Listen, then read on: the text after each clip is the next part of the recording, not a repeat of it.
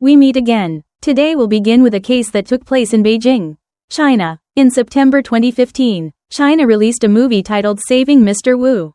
It's a crime action movie. It was nominated for the 52nd Golden Horse Awards and the 31st Golden Rooster Awards, the two most prestigious film awards in China, honoring the year's most outstanding films and individuals in the industry. Let me know if you want a more casual or dramatic version. This film was also once licensed by South Korea and remade in 2022 under the title Hostage, Missing Celebrity, featuring box office king Wang Yung-min. He's an extremely famous actor in South Korea, known for his ability to completely transform into any role he takes on. That's why his movies always draw large audiences. Back to the original 2015 Chinese version, the film features a powerhouse cast including Andy Lau, Liu Yi, Wu Ruofu, and Wang Qianyuan. In it, the legendary Andy Lau plays the lead role. The story revolves around a kidnapping gang led by a particularly ruthless and unique criminal. He kidnaps a famous actor with the goal of extorting money. Prior to this incident, there had already been several other kidnappings, but none of the victims had ever returned safely. The film's pacing gradually intensifies over time. In the beginning, the plot unfolds slowly, and you might even find it a bit dull. But if you really pay attention and get into it, the tension and suspense build up as the story progresses. It dives deep into the police investigation and interrogation process, a battle of wits between law enforcement and criminals, while also showing the terrifying experiences of the kidnapped characters as they're held captive and face life or death situations. You might be wondering why I started today's video talking about this film. It's because Saving Mr. Wu is based on a horrifying true event that took place in 2004. The title itself means, Rescuing Mr. Wu, Wu being the last name of actor Wu Ruofu, who plays a role in the film and was actually the real-life victim the story is based on. In February 2004, actor Wu Ruofu was kidnapped by an armed gang led by an extremely violent criminal. Before 1997, when Hong Kong had not yet been handed back to China, Hong Kong cinema received much more attention from audiences. Around that time, Wu Ruofu was already a well-known actor in mainland China. He was born in 1962 in Heilongjiang. At the age of 17, Wu was accepted into the Military Art Academy. After graduating, he was assigned as an actor in the General Political Department Theater Troupe. Both of these organizations operated within the military environment. Possibly due to his military background, he often played righteous law enforcement roles, like police officers. In his films, Wu Ruofu had a gun pointed at his head countless times, but that was all just acting. He never imagined that one day in real life, someone would actually hold a gun to his head. But this time, it wasn't acting, it was life or death. Now, let's dive into the details of this intense case, which took place in Beijing in 2004. And if this is your first time visiting my channel, don't forget to hit like and subscribe to support us. Now, let's get started. Before Wu Ruofu's kidnapping, there had already been several bold ransom kidnappings in Beijing. The targets of these criminals weren't children, but wealthy individuals. One such target was a wealthy businessman named Mr. Wang, who lived and worked in Beijing. He had two sons, the eldest was 23, and the younger was 21. On the afternoon of September 1, 2003, Mr. Wang's older son had just left a hair salon when he was approached by three men. They claimed to be Beijing police officers and said they needed him to come to the station to assist in an investigation related to smuggling. Though he was an adult, the older son had never been involved in his father's business affairs. And as the son of a wealthy family, he didn't feel threatened and agreed to get into the car with the supposed officers. In reality, the three men were not police officers, they were kidnappers. They abducted him, stripped him of all his belongings, and then called Mr. Wang to demand a ransom of 1 million yuan, about $137,000 by today's exchange rate. Mr. Wang reported the incident to the police, but it seems the kidnappers caught wind of it. During the first ransom attempt, the kidnappers instructed Mr. Wang to drive all around Beijing, supposedly to hand over the money. But in the end, no one ever showed up to collect it. When he returned home, he received a call from the kidnappers saying, "We know you went to the police, and they were tailing you the whole time. That's why we didn't show up. Don't even think about trying to catch us." As punishment for not following their instructions, they doubled the ransom, from 1 million yuan to 2 million yuan. They said only if he paid in full would they release his son. Mr. Wang, being wealthy, didn't consider 2 million yuan to be a huge issue. What mattered most to him was saving his son. In the end, he followed the kidnappers' orders and didn't share any more information with the police. He personally brought the money to the agreed location, an overpass, and threw the cash down as instructed. As soon as the money hit the ground, someone ran up, grabbed it, and sped away. The ransom was paid, but Mr. Wang's eldest son never returned. Then, just a few months later, on January 6, 2004, his younger son faced the same situation. Once again, 3 people approached him, claimed to be police officers, and asked him to come to the station.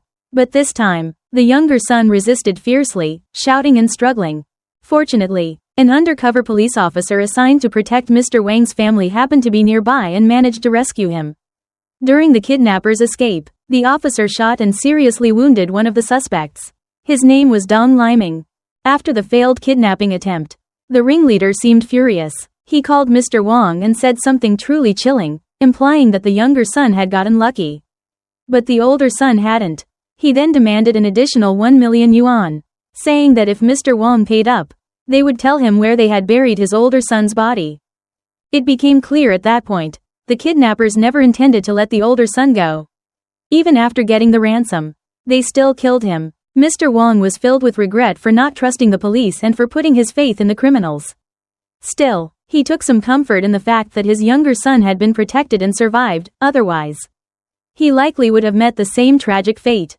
As for the wounded suspect, Dong Liming, he was in a deep coma and unable to provide any useful information. The rest of the gang remained a dangerous mystery, still at large, and highly likely to strike again. And it really happened, less than a month later. The next kidnapping victim was a very famous person, actor Wu Ruofu. On February 2, 2004, Beijing was buzzing with activity in the festive atmosphere of the Lunar New Year. Actor Wu Ruofu had arranged to meet with a film producer named Chen Yang, along with 2 friends, one of whom was a director from Hong Kong, to discuss an upcoming film project. Initially, they met at a cafe, but when they arrived, they discovered the place had a no-smoking policy. Since most Chinese men are smokers, and a few people in their group smoked, they didn't feel comfortable staying. So they decided to drive to a nearby bar called Powerhouse to continue their conversation. Around 1 a.m. on February 3, 2004, Wu Ruofu, Chen Yang, and the other 2 men wrapped up their discussion and stayed a bit longer to chat and relax before leaving the bar. As they headed out to their cars, Wu Ruofu walked alone toward his BMW, while the others left together in Chen Yang's Mercedes. Just as Wu Ruofu was about to get into his car, 3 men dressed in police uniforms approached him. They claimed to be officers from the Fengtai District Police Department in Beijing and asked to see his ID, saying his car was suspected of being involved in a hit and run. Knowing he hadn't done anything wrong, Wu remained calm and handed over his ID. After checking it, the officers told Wu to come with them to the station to clarify a few more details. Wu, who had studied at a military arts academy and often played police roles in films, immediately sensed something was off. First, their uniforms were wrinkled and ill-fitting. Real police uniforms are custom-tailored. Second, their car had no siren or flashing lights. Something felt off, so Wu told them he'd go with them, but only after calling 110, the emergency number for police in China. As soon as he said that and reached for his phone, one of the fake cops pulled out handcuffs and restrained him. The 3 men forced him into their car. Wu's friends witnessed the whole thing and rushed over to help. But one of the kidnappers pulled a K-54 pistol and cocked it right in front of them. Facing that threat, Wu's friends backed off. Once in the car, Wu was held at gunpoint. One guy drove, while the 2 in the back gagged him with tape and forced his head down below the window line. A deep fear set in. Wu knew then that he'd been kidnapped. These were fake cops. Not long into the ride, one of the kidnappers threw Wu's phone out of the car. The leader then turned to Wu and said, "You're just unlucky. We were actually planning to kidnap the guy who owns the Mercedes, Chen Yang. But then we saw you, a famous celebrity, alone. So we changed targets. We just want money. Pay us, and we'll let you go. Easy, right?" Wu overheard the leader angrily scolding his crew about a previous kidnapping. Apparently, they had taken someone they thought was rich but turned out to be broke. The leader said they'd have to kill that guy later. You can imagine how terrified Wu was. He didn't know where they were taking him or what they would do next. He tried to stay calm and listened carefully to the car's movements, how many turns it made, how long it drove straight, hoping he could later retrace the route and find a chance to escape. After about 40 minutes, they hit a rough, bumpy road, which lasted another 10 minutes. Then, Wu heard the sound of planes taking off and landing. He guessed they were near the outskirts of Beijing, close to an airport. When the car stopped, Wu was dragged into a room with no windows or exits. In the corner sat a young man tied up, clearly distressed, likely the same guy the kidnappers had been talking about earlier. He had been abducted the day before. The two were tied back to back with metal chains and locked together with 9 padlocks. Through the conversation between the kidnappers and the young man, Wu learned the guy's name was Little Du. He'd been kidnapped while driving a borrowed Mercedes. But when the kidnappers searched him, they found nothing valuable. He told them the car belonged to his girlfriend, and he didn't remember her phone number since she was essentially supporting him financially. His phone had been left in the car, so he had no way to contact her. Realizing they couldn't get a ransom from Little Du, the leader decided to make an example of him in front of Wu. One of the henchmen started strangling Du with a rope. Wu, horrified, screamed and begged them to stop, promising he'd pay Du's ransom too if they spared his life. That worked. The leader ordered his men to stop. Even in such a dangerous moment, Wu's military-trained mindset helped him stay calm. He negotiated with the leader, saying he had 100,000 yuan in cash at home and 2 million yuan in his bank account. If they didn't hurt him or Little Du, he'd help them access the money. The kidnappers agreed. They gave Wu a blanket and even bought him cigarettes because Beijing was freezing at the time. Wu gave them his home address, told them the safe's code, and said he lived alone. The gang went to his apartment, opened the safe, and took the 100 yuan, 2 bank cards holding 2 million yuan, his ID, and a video camera. The cash was easy, but withdrawing 2 million yuan was trickier. Daily limits would make it hard, and repeated large withdrawals could raise suspicion. The kidnappers started discussing their options. Here's where Wu was clever. He suggested they take his ID and cards to the bank, and he'd call the bank to authorize someone to withdraw the funds on his behalf. Of course, this wouldn't actually work. Instead, it might raise red flags with the bank and get them to notify the police. The leader, suspicious, rejected the idea. Instead, he ordered Wu to call a trusted friend to withdraw the money and deliver it to the gang. Wu called an old friend, who was also a business partner and quite wealthy. The kidnappers let him speak, but first warned him, "Don't call the cops or Wu dies." During the call, Wu emphasized 2 things. First, make sure the kidnappers call to confirm he's alive before handing over the money.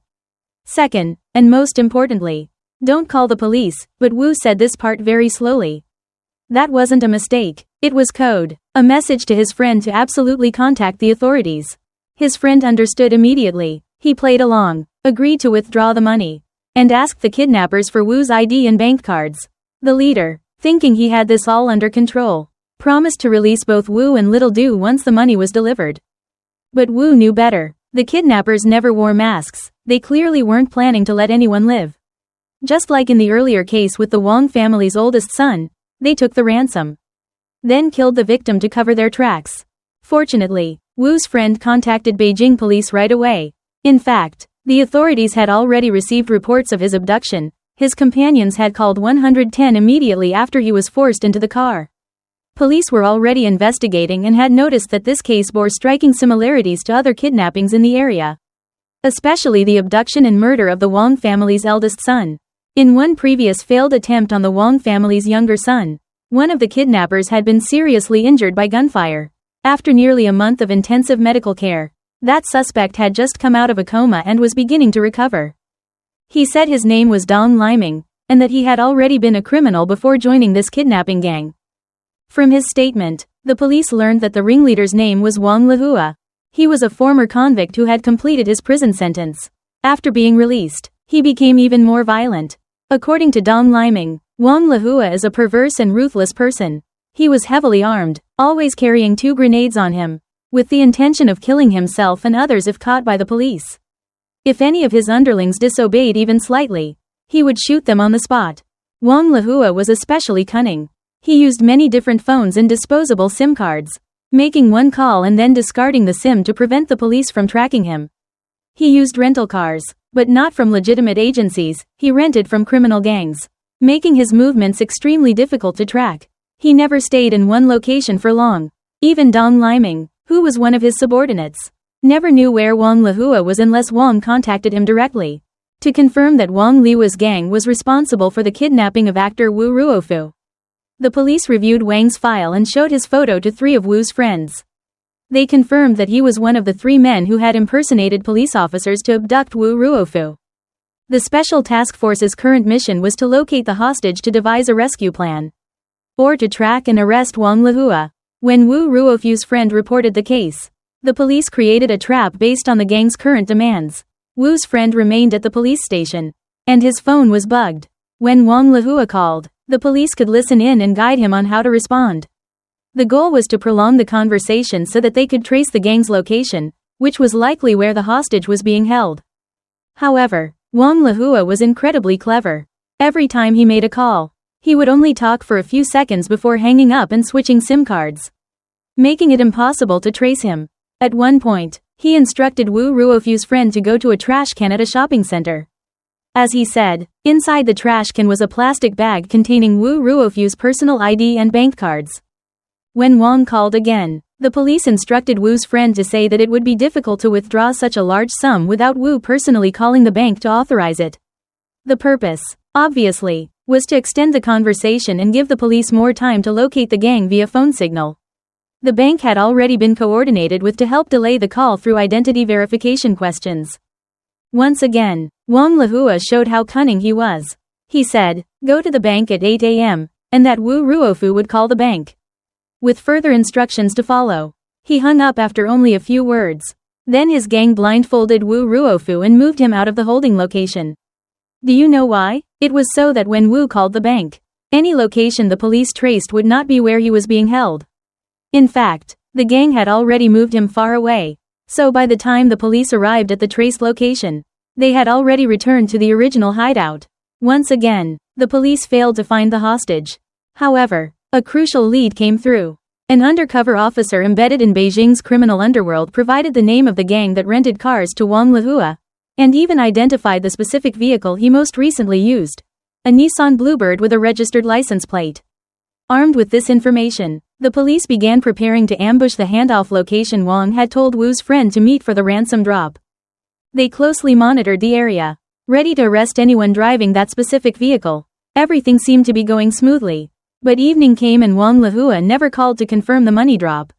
He was extremely cautious, never acting hastily and always choosing the most strategic timing. However, there's a Chinese saying, even the thickest orange peel can be pierced by a sharp fingernail.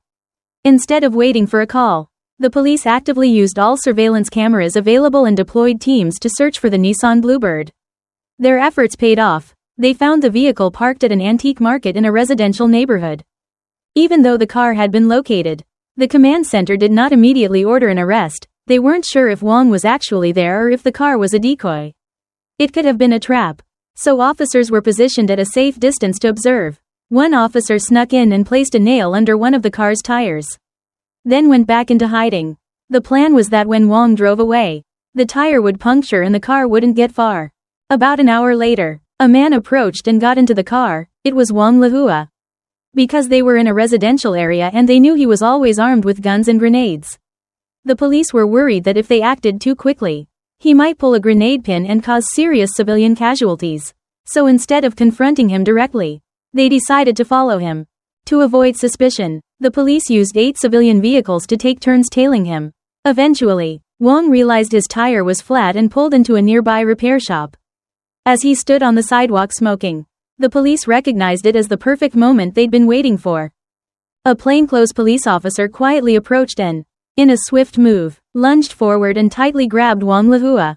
The most critical part was restraining both of his arms to prevent any chance of resistance, because even a slight mistake could have given him the opportunity to draw a gun or pull the pin on a grenade, which would have resulted in serious casualties. Taking him down with gunfire wasn't an option either, since doing so would have meant losing the chance to extract the location of the hostage. Fortunately, the officer successfully subdued Wang Lehua without causing harm to any civilians or members of the task force. When the police opened the trunk of Wang Lehua's car, it confirmed that he truly was the leader of an extremely dangerous gang. Inside the trunk, officers recovered a large cache of firearms and grenades. During the entire arrest and interrogation at the police station, Wang Lehua acted like a reckless and fearless man. He smiled constantly, mocked the officers with sarcastic responses, and refused to cooperate. At times, he demanded food and drinks, and then made absurd conditions, like saying he'd only release the hostage if the police let him go first. Throughout the interrogation, he kept checking his watch. The police noticed this unusual behavior but couldn't figure out his intent at the time. The questioning continued until around 10 p.m., when Wang Lehua suddenly changed his tone. He began speaking seriously and politely, asking the police for one last chance to see and hug his girlfriend. In exchange, he promised to reveal the location of the hostage. This sudden emotional shift suggested that his psychological defenses had been broken. However, the police remained extremely cautious, fully aware that Wang Lehua was a dangerous and cunning criminal. Still, they agreed to his request and took him to the place where his girlfriend was staying. He insisted on going up to her apartment, which was inside a residential building. The police, suspecting something, refused and instead brought his girlfriend down to the courtyard to meet him. Wang Lehua refused to cooperate and insisted on going up to her room. This raised red flags for the officers. After all, saying goodbye to someone doesn't depend on being upstairs or downstairs. The intensity of his reaction hinted at another motive. So, they searched him again with a metal detector and discovered a hidden key tucked inside his underwear, a key to unlock his handcuffs. At that moment, police realized his real plan. If he made it upstairs, the small apartment would limit how many officers could follow him in. He would unlock the cuffs with the key, take his girlfriend hostage, and try to use her as leverage to escape. He assumed the police wouldn't risk shooting with a civilian in danger, giving him a better shot at getting away. Fortunately, that trick was uncovered in time. Realizing escape was no longer an option, Wang Lehua finally agreed to reveal the location where the hostage, actor Wu Ruofu, was being held. While the location was real, Wang Lehua had already plotted another scheme behind the scenes. We'll talk about that part shortly. Once they had the address, the police deployed a large team and brought Wang Lehua with them to rescue the hostage. Since his gang members were known to carry firearms, officers had to be extra cautious. They left their vehicles about a kilometer away from the suspected hideout and approached on foot, surrounding the area from the east, west, and north sides. First, they tossed a smoke grenade inside. Then, armed police units stormed in and quickly took control of the entire gang, successfully rescuing both actor Wu Ruofu and a young man named Little Du. Remarkably, no lives were lost in the operation. At that moment, Wu Ruofu was overwhelmed with emotion. He kept holding the hands of the Special Forces officers, thanking them again and again. When they arrived back at the police station, he embraced his friend tightly. He was at a loss for words, because it truly felt like he had just escaped the gates of hell. This emotional scene was also powerfully recreated in the movie Saving Mr. Wu. After the rescue, police used information from the captured suspects to track down other gang members who had been involved in previous crimes but were not present during the hostage rescue. Police also uncovered something even more disturbing, the calculated plan of Wang Lehua. The location he gave for where the hostages were being held wasn't out of cooperation, it was part of his strategy. When he left to collect the ransom money, he told his men that once he got the money, he'd call them and give the order to kill Wu Ruofu and Little Du. But if they didn't hear from him by midnight, they were to kill both hostages regardless of whether the money had been received or not. Wang Lehua had prepared for every outcome. If he couldn't escape and was captured, he'd cooperate just enough to lead the police to the hostages, timing it so that they'd arrive right around midnight, by which time the hostages would have already been killed. The police would then storm in with heavy firepower. Given the imbalance in firepower, the police would likely wipe out the entire gang, with no survivors left to testify. The worst charge Wang Lehua would face was kidnapping. He wouldn't have directly committed murder, and there would be no solid proof he orchestrated the killings, meaning he could very likely avoid the death penalty. That level of cold, calculated planning is chilling. He was willing to sacrifice all his subordinates, and even innocent lives, just to save himself. Fortunately, the police were able to arrest the entire gang without needing to resort to deadly force. As for why the gang didn't carry out Wang Lehua's order to execute the hostages, it came down to one unexpected incident. One gang member brought food to Wu Ruofu and Little Du and said, "This is your last meal. Eat up so at least you die with a full stomach. Sooner or later tonight, you're both getting killed. Those are Wang Lehua's orders." Of course, that pushed the two hostages into despair. But Wu Ruofu, drawing from his military background, managed to remain calm even in those final moments. As midnight approached, he steadied himself and tried to reason with the remaining gang members. He told them he still had money, over 2 million yuan. If Wang Lehua hadn't returned by now, then either he had taken the money and run, or he'd been caught by police. Wu Ruofu offered them a deal. If they let him and Little Du go, he would give them the 2 million yuan. Whether or not he was telling the truth didn't matter, his words created hesitation. In previous heists, the gang sometimes pulled in 1 to 3 million yuan, but each member only received 20 to 30,000. Wang Lehua always kept the rest, saying it was to buy weapons. No one dared challenge him, but resentment had been building. This time, they held a quick meeting among themselves to discuss whether Wu Ruofu's offer might be worth taking. That moment of indecision saved the hostages. Wu Ruofu and Little Du were not executed, and the police arrived just in time to rescue them.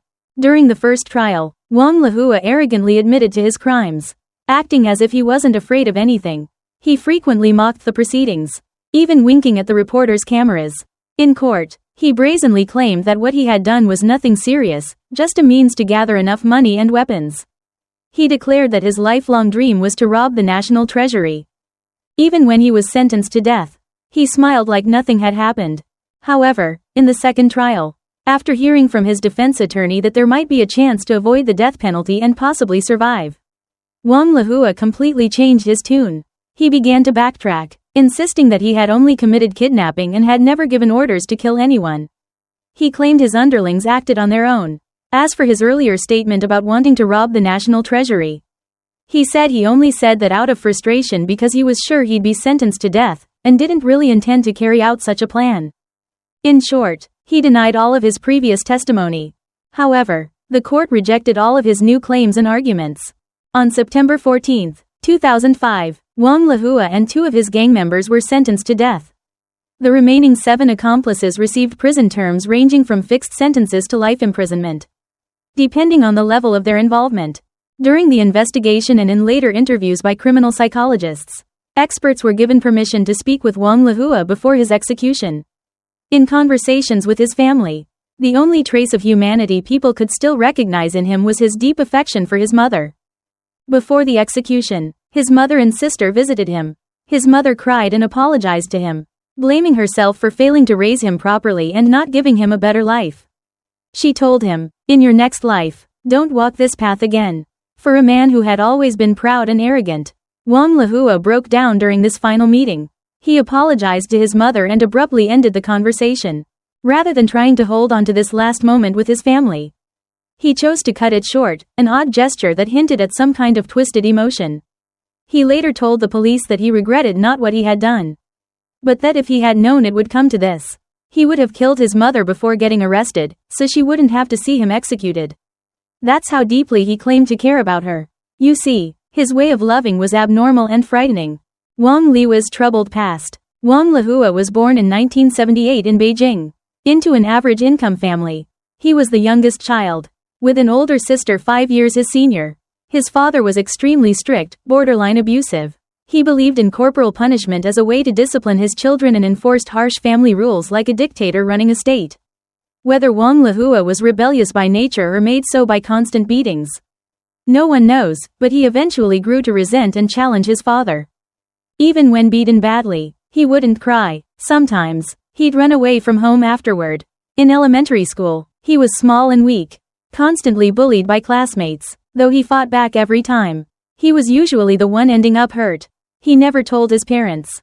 He hated his father too much to confide in him, and feared that his mother or sister would tell on him. When asked about his injuries, he'd lie, saying he fell while playing. Like many children in China, he was raised in a household where food and shelter were considered enough. Emotional support was absent. As he grew older, he developed his own twisted philosophy: if I don't want to get hit, I'll hit first. If I don't want to be robbed, I'll be the one who robs. He began stealing from home to buy snacks to bribe older kids at school, offering them protection in return for helping him bully those who once bullied him. When those older students graduated, he became the top dog. To maintain power and gather followers, he stole money from his family, neighbors, even teachers, using it to buy loyalty. He was caught multiple times and beaten by his father. At 13, After a brutal beating, he ran away from home and joined a gang of juvenile delinquents. He was arrested multiple times. But because he was underage, the punishment was always light. At 17, he and his gang broke into a house, injured the homeowner, and robbed the place, but he was only sentenced to 6 years in prison. While in prison, he learned more tricks from hardened criminals. When released, he formed his own gang, orchestrating sophisticated robberies and kidnappings. The money he earned went toward buying weapons, stockpiling guns, and preparing for a future he dreamed of, robbing a bank or even a national treasury. According to psychologists, Wang Lahua displayed strong signs of psychopathy. While psychopathy shares traits with antisocial personality disorder, it's significantly more dangerous. Psychopaths are emotionally cold, manipulative, remorseless, and incapable of empathy. They lie compulsively, not for gain, but pathologically. They lack morals, guilt, or shame, and often have delusional fantasies of grandiosity, like Wang Lahua imagining himself as the leader of the most powerful criminal empire. What makes psychopaths especially dangerous is their lack of fear. Threats and punishment don't deter them. Now imagine someone who feels no fear doing evil. That's terrifying.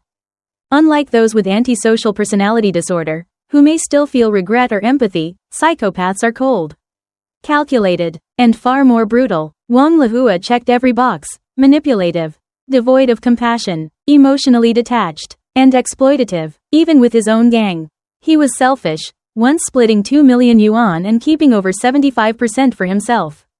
His twisted worldview was born from his upbringing. His father's beatings, intended to correct his path, only taught him that violence equaled power. Like many abused children, he internalized the idea that the strong can force the weak to obey. So he turned against all authority, school, teachers, the government, believing no rule should apply to him. He created his own underworld law: if you don't want to be oppressed, you must become the oppressor. His violence wasn't just crime, it was a statement of dominance. But in a civilized society, people like Wang Lahua are a threat to peace and must be dealt with.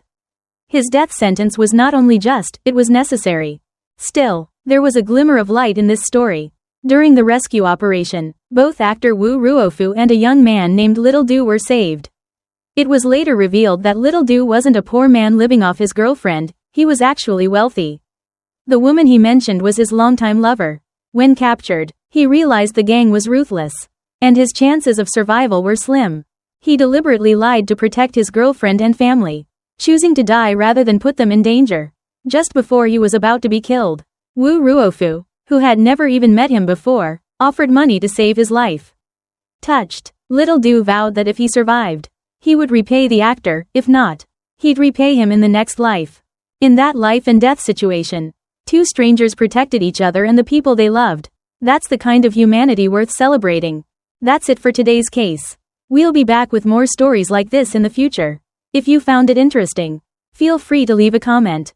And if you haven't already, please subscribe to the channel. Thanks for watching, and see you next time.